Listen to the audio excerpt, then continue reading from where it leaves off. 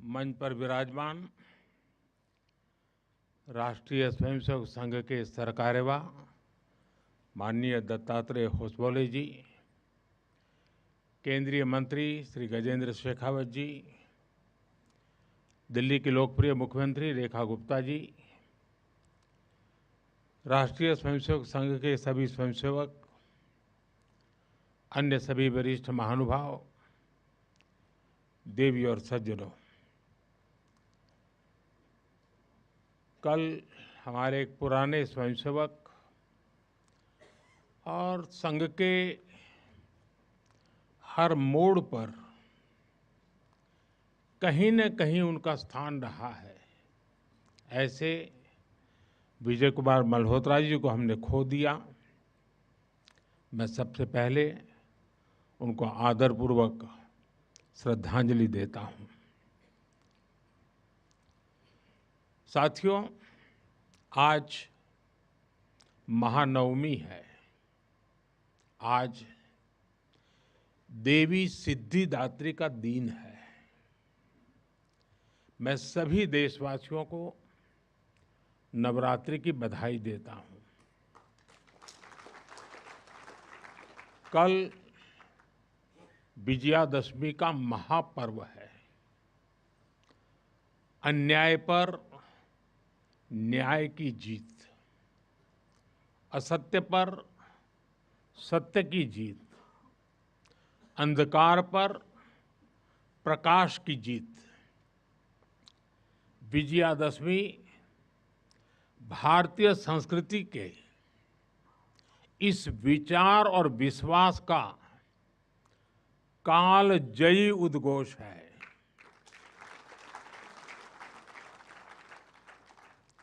ऐसे महान पर्व पर 100 वर्ष पूर्व राष्ट्रीय स्वयंसेवक संघ की स्थापना, ये कोई संयोग नहीं था। ये हजारों वर्षों से चली आ रही उस परंपरा का पुनरुत्थान था, जिसमें राष्ट्र चेतना समय समय पर उस युग की चुनौतियों का सामना करने के लिए नए नए अवतारों में प्रकट होती है। इस युग में संघ उसी अनादि राष्ट्र चेतना का पुण्य अवतार है।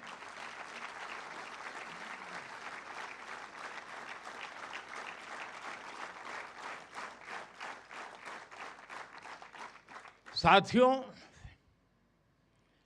यह हमारी पीढ़ी के स्वयंसेवकों का सौभाग्य है कि हमें संघ के शताब्दी वर्ष जैसा महान अवसर देखने को मिल रहा है। मैं आज इस अवसर पर राष्ट्र सेवा के संकल्प को समर्पित कोटि कोटि स्वयंसेवकों को शुभकामनाएं देता हूं, अभिनंदन करता हूं। मैं संघ के संस्थापक, हम सभी के आदर्श परम पूज्य डॉक्टर हेडगेवार जी के चरणों में श्रद्धांजलि अर्पित करता हूं। साथियों, संघ की 100 वर्ष की इस गौरवमयी यात्रा की स्मृति में आज भारत सरकार ने विशेष डाक टिकट और स्मृति सिक्के जारी किए हैं। 100 रुपये के सिक्के पर एक और राष्ट्रीय चिन्ह है और दूसरी ओर सिंह के साथ वरद मुद्रा में भारत माता की भव्य छवि और समर्पण भाव से उसे नमन करते स्वयंसेवक दिखाई देते हैं।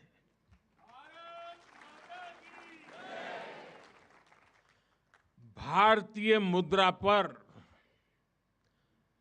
भारत माता की तस्वीर संभवतः स्वतंत्र भारत के इतिहास में पहली बार ऐसा हुआ है।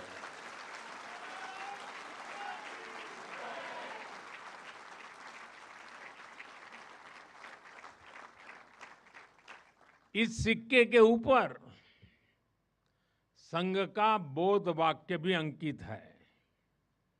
राष्ट्राय स्वाहा इदं राष्ट्राय इदं न मम। साथियों, आज जो विशेष स्मृति डाक टिकट जारी हुआ है, उसकी भी अपनी एक महत्ता है।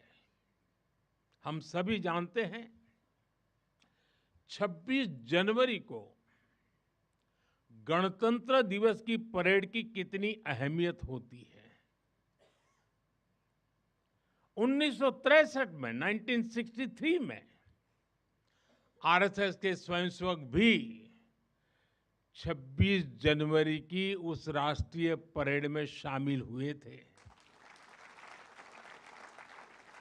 और उन्होंने आन बान शान से राष्ट्रभक्ति की धुन पर कदम ताल किया था। इस टिकट में उसी ऐतिहासिक क्षण की स्मृति है। साथियों, संघ के स्वयंसेवक जो अनवरत रूप से देश की सेवा में जुटे हैं, समाज को सशक्त कर रहे हैं, इसकी भी झलक एक स्मारक डाक टिकट में है। मैं इन स्मृति सिक्कों और डाक टिकट के लिए देशवासियों को बहुत बहुत बधाई देता हूं। साथियों, जिस तरह विशाल नदियों के किनारे मानव सभ्यताएं पनपती हैं, उसी तरह संघ के किनारे भी और संघ की धारा में भी सैकड़ों जीवन पुष्पित पल्वित हुए हैं।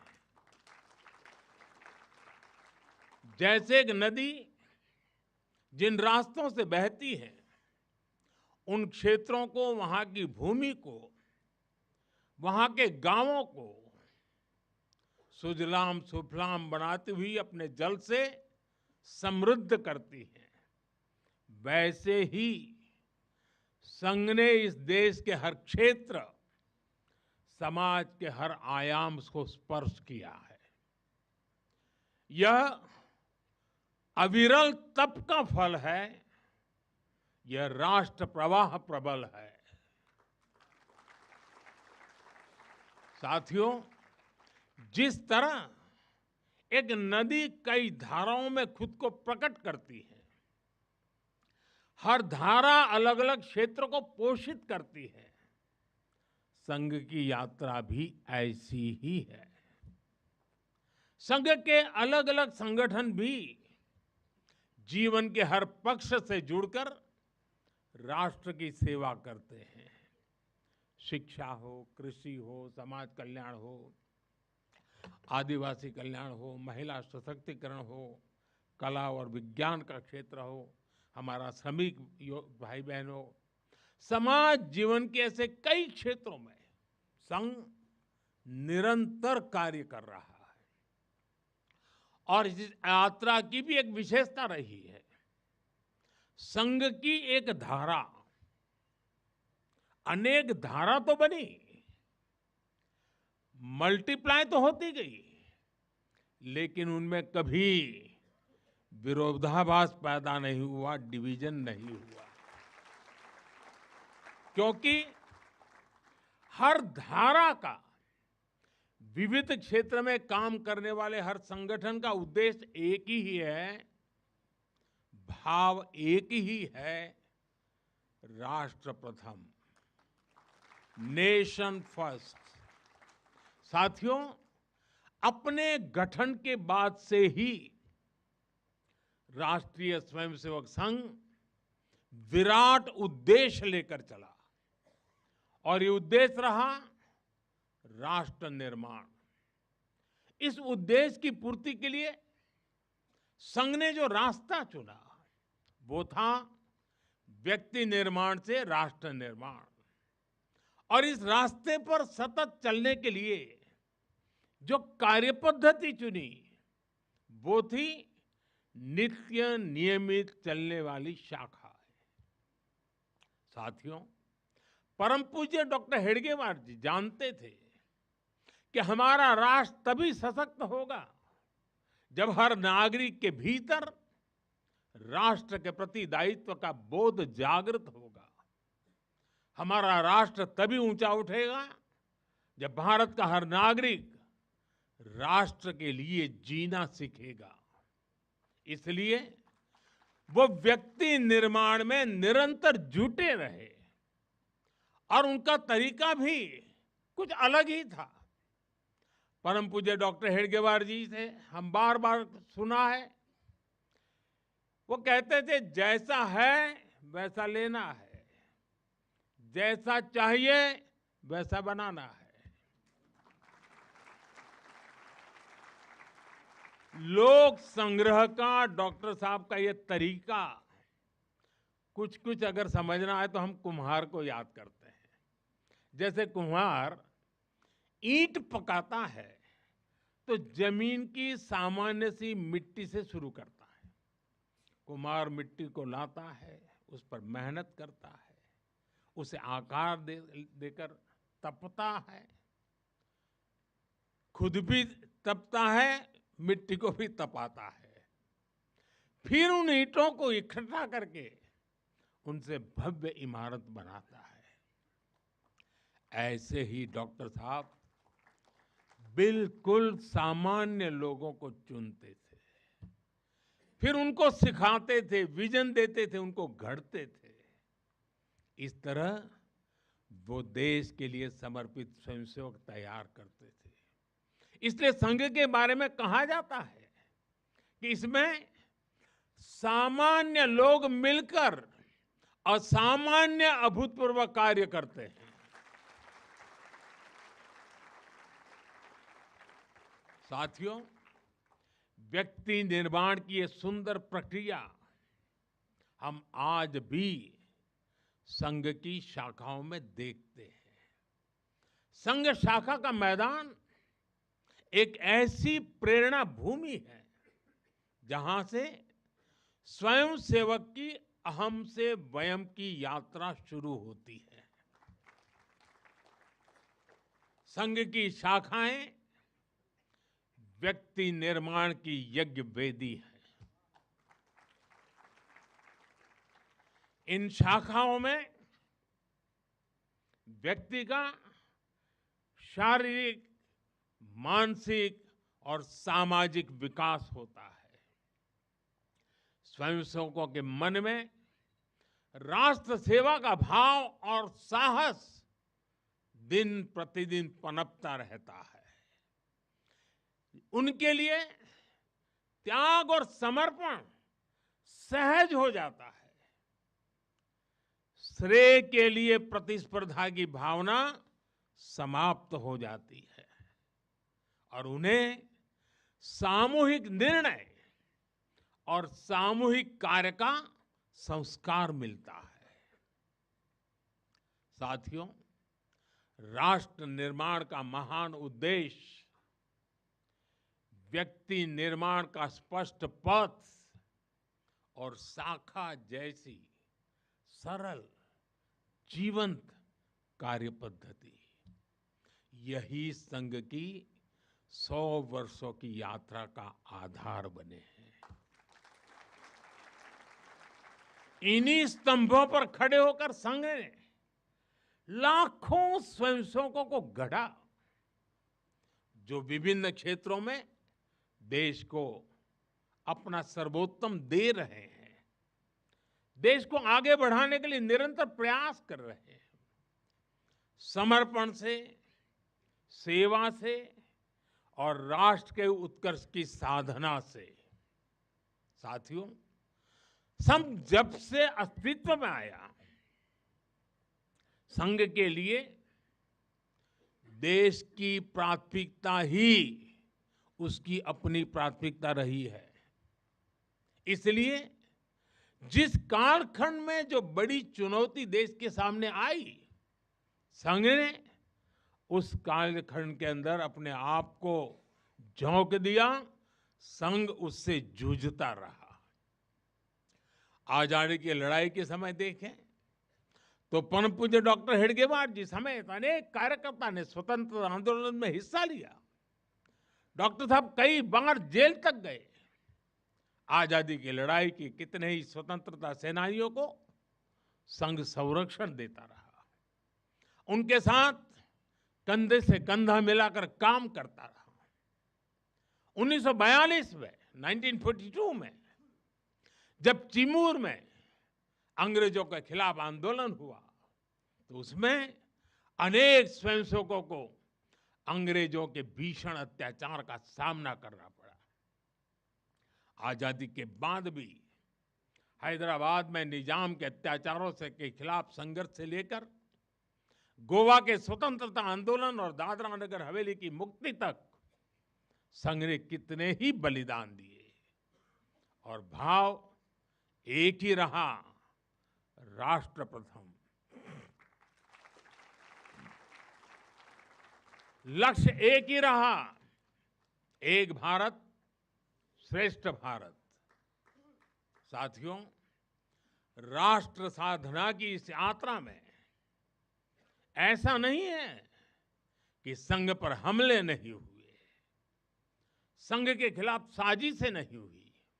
हमने देखा है कैसे आजादी के बाद भी संघ को कुचलने का प्रयास हुआ, मुख्य धारा में आने देने का और उसे न आने से रोकने का अनगिनत षड्यंत्र हुए।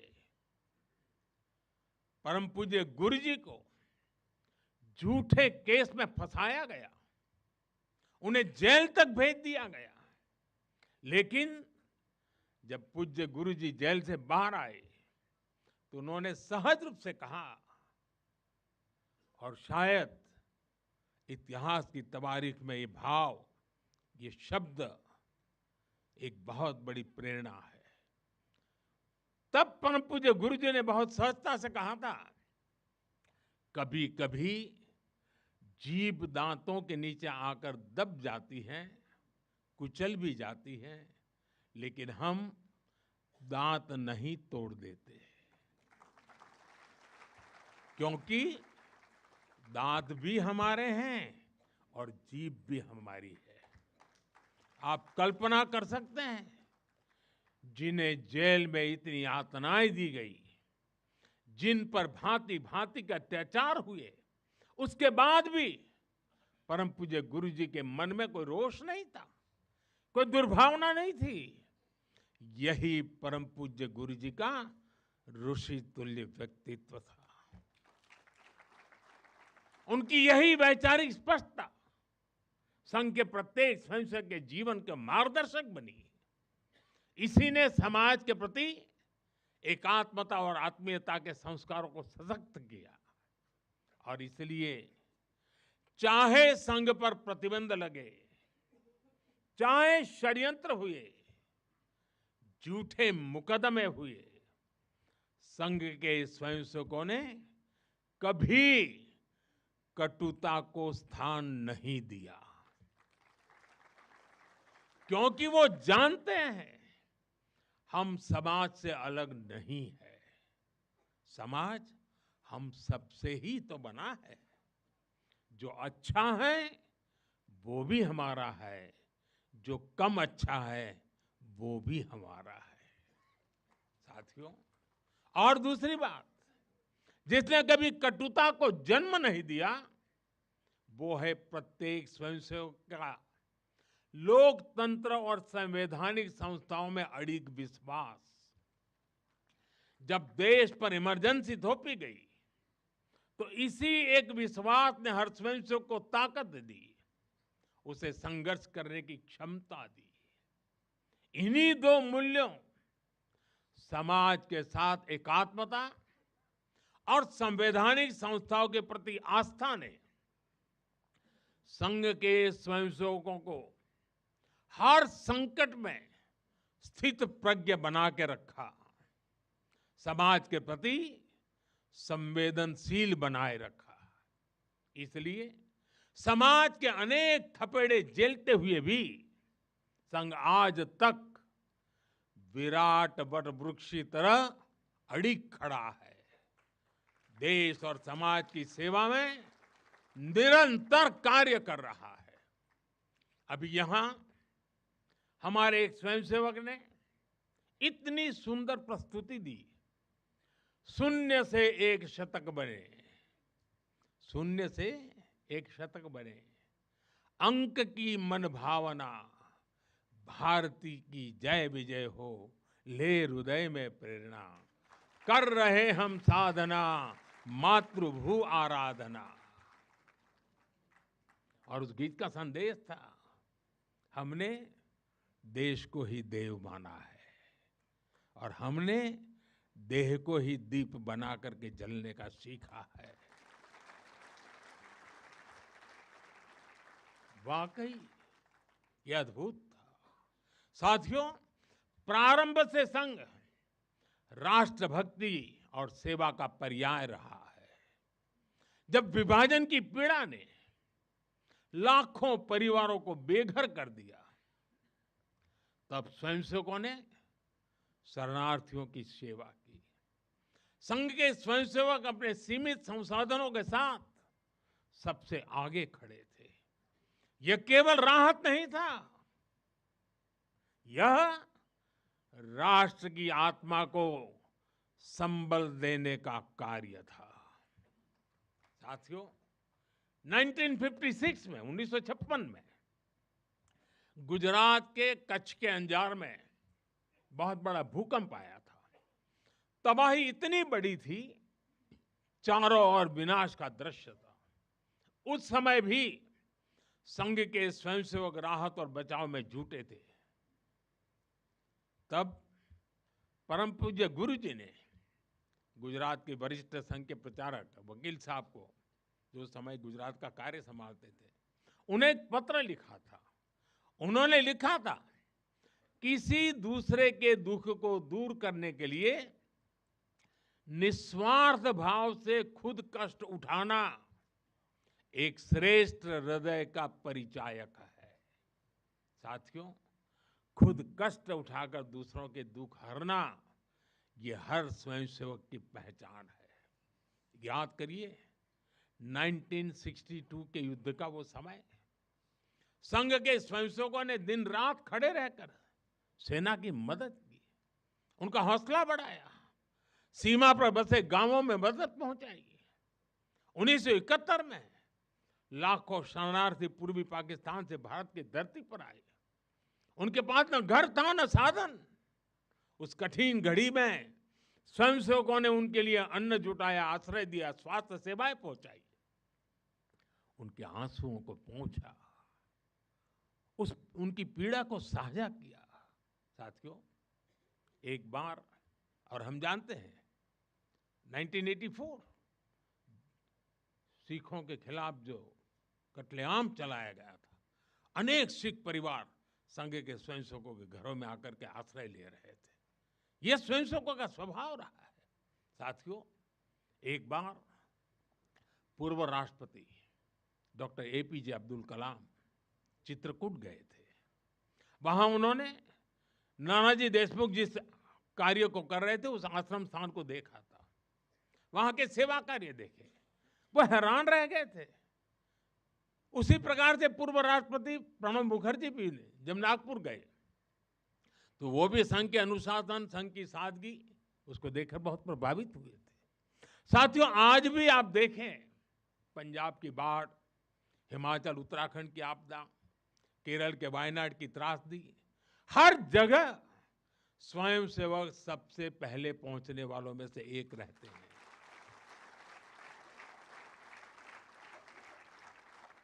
कोरोना काल में तो पूरी दुनिया ने संघ के साहस और सेवा भाव का प्रत्यक्ष प्रमाण देखा है।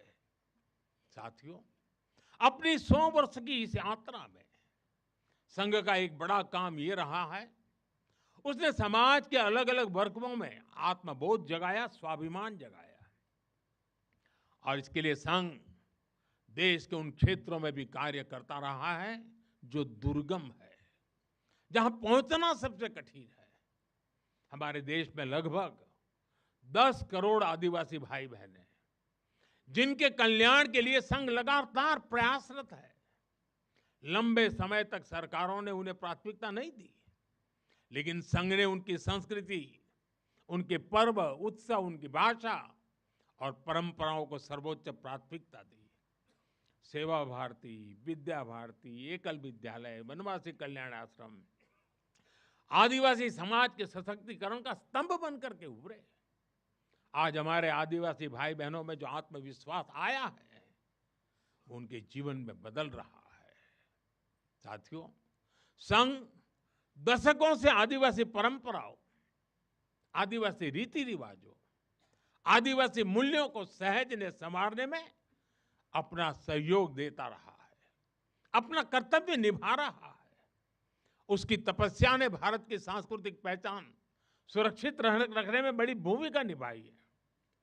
मैं देश के दूर सुदूर कोने कोने में आदिवासियों का जीवन आसान बनाने में लगे संघ के लाखों स्वयंसेवकों की भी सराहना करूंगा। साथियों, समाज में सदियों से घर कर चुकी जो बीमारियां हैं, जो ऊंच नीच की भावना है, जो कुप्रथाएं हैं, छुआछूत जैसी गंदगी भरी पड़ी है, ये हिंदू समाज की बहुत बड़ी चुनौती रही है। एक ऐसी गंभीर चिंता है जिस पर संघ लगातार काम करता रहा है। एक बार महात्मा गांधी जी वर्धा में संघ के शिविर में गए थे। उन्होंने भी संघ में समता, ममता, समरसता, समभाव, मम भाव, ये जो कुछ भी देखा उसकी खुलकर तारीफ की थी। और आप देखिए, डॉक्टर साहब से लेकर आज तक संघ की हर महान विभूति ने, हर सरसंघ चालक ने भेदभाव और छुआछूत के खिलाफ लड़ाई लड़ी है। परम पूज्य गुरु जी ने निरंतर न हिंदू पतितो भवेत की भावना को आगे बढ़ाया। यानी हर हिंदू एक ही परिवार है, कोई भी हिंदू कभी पतित या नीचा नहीं हो सकता। पूज्य बाला साहब देवव्रत जी के शब्द भी हम सबको याद है। वो कहते थे, छुआछूत अगर पाप नहीं, छुआछूत अगर पाप नहीं तो दुनिया में कोई पाप नहीं है। सरसंघ चालक रहते हुए पूज्य रज्जू भैया जी और पूज्य सुदर्शन जी ने भी इसी भावना को आगे बढ़ाया। वर्तमान सरसंघ चालक आदरणीय मोहन भागवत जी ने भी समरसता के लिए समाज के सामने स्पष्ट लक्ष्य रखा है और गांव गांव तक इस बात की ज्योत जगाई है। क्या है वो? उन्होंने कहा, एक कुआं, एक मंदिर और एक श्मशान। इसे लेकर संघ देश के कोने कोने में गया है। कोई भेदभाव नहीं, कोई मतभेद नहीं, कोई मनभेद नहीं। यही समरसता का आधार है, यही सर्वसमावेशी समाज का संकल्प है। और संघ इसी को निरंतर नई शक्ति दे रहा है, नई ऊर्जा दे रहा है। साथियों, जब 100 साल पहले संघ अस्तित्व में आया था, तो उस समय की आवश्यकताएं, उस समय के संघर्ष कुछ और थे। तब हमें सैकड़ों वर्षों की राजनीतिक गुलामी से मुक्ति पानी थी, अपने सांस्कृतिक मूल्यों की रक्षा करनी थी। लेकिन आज 100 वर्ष बाद जब भारत विकसित होने की तरफ बढ़ रहा है, जब भारत दुनिया की तीसरी सबसे बड़ी इकोनॉमी बनने जा रहा है,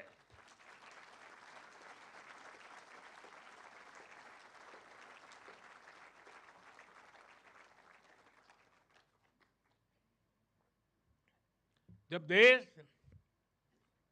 और देश का बहुत बड़ा गरीब वर्ग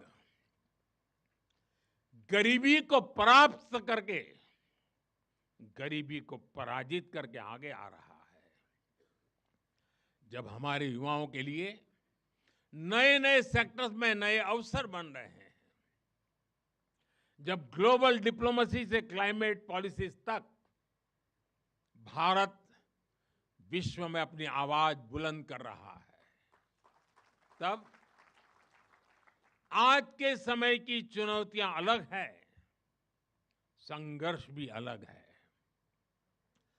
दूसरे देशों पर आर्थिक निर्भरता हमारी एकता को तोड़ने की साजिश है। डेमोग्राफी में बदलाव के षड्यंत्र। एक प्रधानमंत्री के नाते मैं नम्रतापूर्वक कहूंगा कि मुझे बहुत संतोष है कि हमारी सरकार इन चुनौतियों से तेजी से निपट रही है।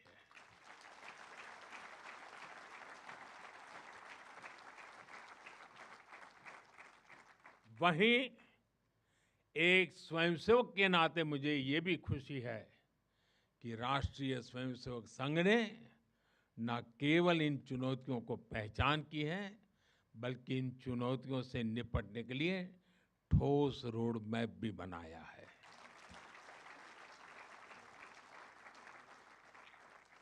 अभी माननीय दत्ता जी ने जिन चीजों का उल्लेख किया, मैं अपने तरीके से फिर से एक बार उसका उल्लेख करना चाहूंगा। साथियों, संघ के पंच परिवर्तन, स्वबोध, सामाजिक समरसता, कुटुंब प्रबोधन, नागरिक शिष्टाचार और पर्यावरण, ये संकल्प हर स्वयंसेवक के लिए देश के समक्ष उपस्थित चुनौतियों को परास्त करने की बहुत बड़ी प्रेरणा है। साथियों, स्वबोध यानी स्वयं का बोध, स्वबोध यानी गुलामी की मानसिकता से मुक्त होकर अपनी विरासत पर गर्व करना, स्वभाषा पर गर्व करना। स्वबोध यानी स्वदेशी, आत्मनिर्भर होना। और मेरे देशवासियों, ये बात समझ के चलिए, आत्मनिर्भर ये विकल्प के तौर पर नहीं है, ये अनिवार्यता के रूप में है।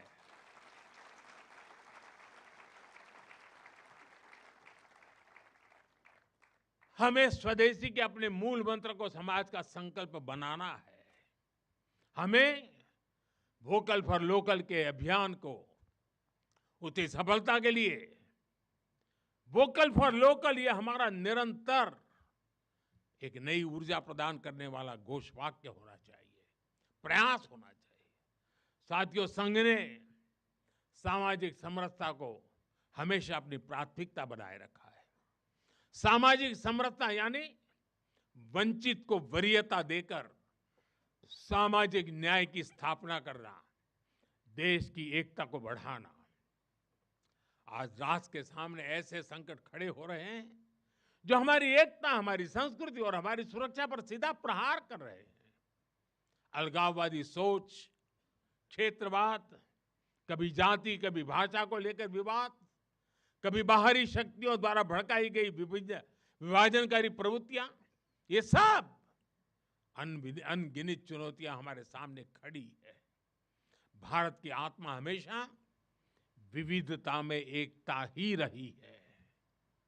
अगर इस सूत्र को तोड़ा गया तो भारत की शक्ति भी कमजोर होगी, और इसलिए हमें इस सूत्र को निरंतर जीना है, उसे मजबूती देनी है। साथियों, सामाजिक समरसता को आज डेमोग्राफी में बदलाव के षड्यंत्र से, घुसपैठियों से भी बड़ी चुनौती मिल रही है। यह हमारी आंतरिक सुरक्षा और भविष्य की शांति से भी जुड़ा हुआ प्रश्न है, और इसलिए मैंने लाल किले से डेमोग्राफी मिशन की घोषणा की है। हमें इस चुनौती से सतर्क रहना है, इसका डटकर मुकाबला करना है। साथियों, कुटुंब प्रबोधन, आज समय की मांग है। जो समाज शास्त्र के सदियों से चली आई पंडितों की भाषा है, उनका कहना है, हजारों साल तक भारत के जीवन में जो प्राण शक्ति रही है, उसके अंदर एक कारण उसकी परिवार संस्था है। भारतीय समाज व्यवस्था की सबसे मजबूत इकाई अगर कोई है तो भारतीय समाज में पनपी हुई एक मजबूत परिवार व्यवस्था है।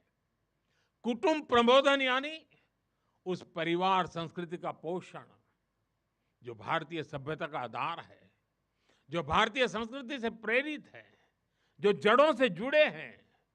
परिवार के मूल्य, बुजुर्गों का सम्मान, नारी शक्ति का आदर, नौजवानों में संस्कार, अपने परिवार के प्रति दायित्व को निभाना, उसे समझना, उस दिशा में परिवार को, समाज को जागरूक करना बहुत ही आवश्यक है। साथियों, अलग अलग कालखंड में जो भी देश आगे बढ़ा, उसमें नागरिक शिष्टाचार की बहुत बड़ी भूमिका रही है। नागरिक शिष्टाचार अर्थात कर्तव्य की भावना, नागरिक कर्तव्य का बोध हर देशवासी में हो। स्वच्छता को बढ़ावा, देश की संपत्ति का सम्मान, नियमों और कानूनों का सम्मान, हमें इसे लेकर आगे बढ़ना है। हमारे संविधान की भावना है नागरिक अपने कर्तव्यों का पालन करे। हमें संविधान की इसी भावना को निरंतर सशक्त करना है। साथियों, पर्यावरण की रक्षा वर्तमान और आने वाली पीढ़ियों के लिए बहुत जरूरी है। ये पूरी मानवता के भविष्य से जुड़ा है। हमें इकोनॉमी के साथ ही इकोलॉजी की भी चिंता करनी है। जल संरक्षण, ग्रीन एनर्जी, क्लीन एनर्जी, ये सारे अभियान इसी दिशा में है। साथियों, संघ के ये पंच परिवर्तन, ये वो साधन है जो देश का सामर्थ्य बढ़ाएंगे, जो देश को विभिन्न चुनौतियों से निपटने में मदद करेंगे, जो 2047 तक विकसित भारत के निर्माण का आधार होंगे।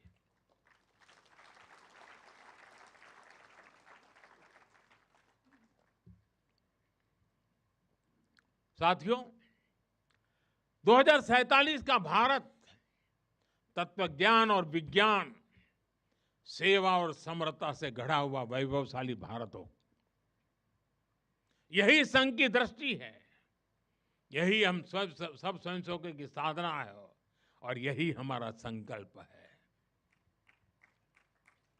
साथियों, हमें हमेशा हमेशा याद रखना है, संघ बना है राष्ट्र के प्रति अटूट आस्था से।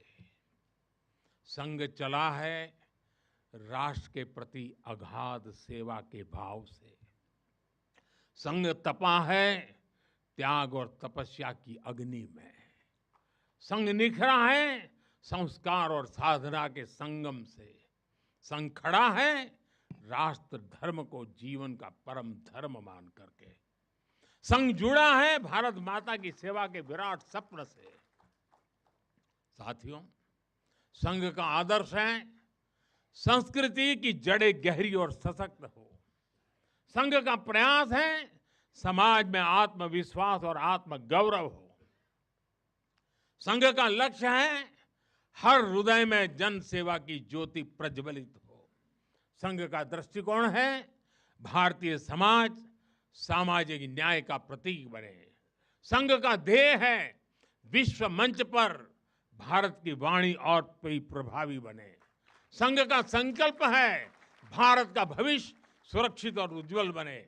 मैं एक बार फिर आप सभी को इस ऐतिहासिक अवसर की बधाई देता हूं। कल विजयादशमी का पावन पर्व है।